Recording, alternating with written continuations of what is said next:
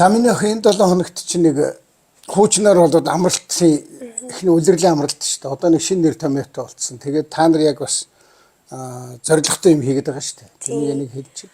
Би даалтын 7 хоногор манай сургууль болохоор урлагийн үзлээ хийж байгаа, саксны тэмцээний зохион байгуулж байгаа. Тэгээд мөн ер нь олон улсын бас өөр шалгалтууд болох 7 хоног байгаа. Тэгэхээр юун дээр ямар одоо урлагийн үзлэгт ямар өөрхтэй хүүхдүүд ямар их юм хийж байгаа.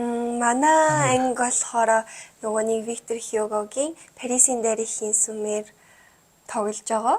Жүжиг тоглож байгаа. Тийм. Өө за. Жүжигэн дотроо одоо найралтуу ингээд цэнгийн бүжиг гэдэг үзүүлбэрүүдээр шингээгээд тэгээд бас манай ангийнхан чинь яг бүгд өөр өөрсдийн гэсэн одоо бараг бүүнөрө гар нийлээд бараг 5 6 жил болцсон уу. Тэгэхээр чинь яг хийх юмнууд нь тодорхой болсон. Ер нь айгу зэгцтэй явж байгаа. Тэгээд та нар Виктор Гюгогийн Парисын дээрхийн сүмийг одоо ямар хугацаанд шахаж тоглоно?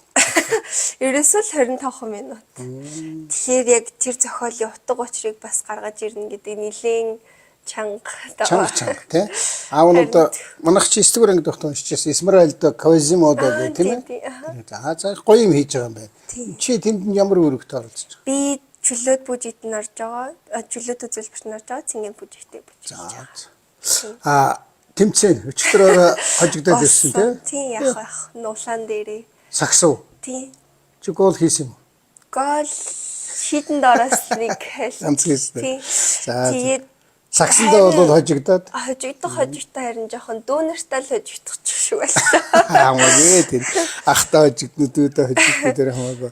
Гол нь нөгөө ингээд чөлөө цагаа зөв өнгөрүүлээд гоё спортоор хийж байгаа чухал тийм ээ. За нөгөө шалгалт чи жишээ нэг шалгалт өгнө гэдэг байгаа шүү дээ. Тэр чи ямар шалгалт вэ? SAT гээд ер нь өмнө нь бол нөгөө нэг Scholastic Aptitude Test гээд явдаг байснаа.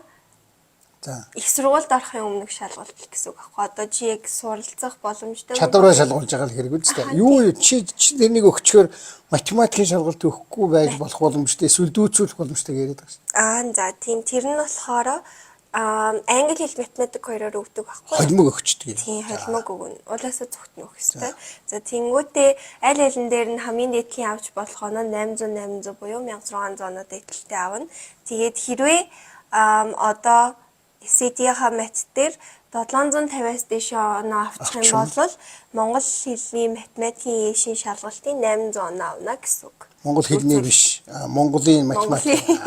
За математикийн шалгалтыг дүүцүүлээд өгчснээр тооцоолж болно. Эсвэл бас өгчсөн ч болох юм байна гэсэн үг үү те? Дүүцүүлсэн ч гэсэндээ өгч болно гэсэн үг бас. За бас өөр ашигтай өнгөрч байгаа юм байна. Тийм ээ?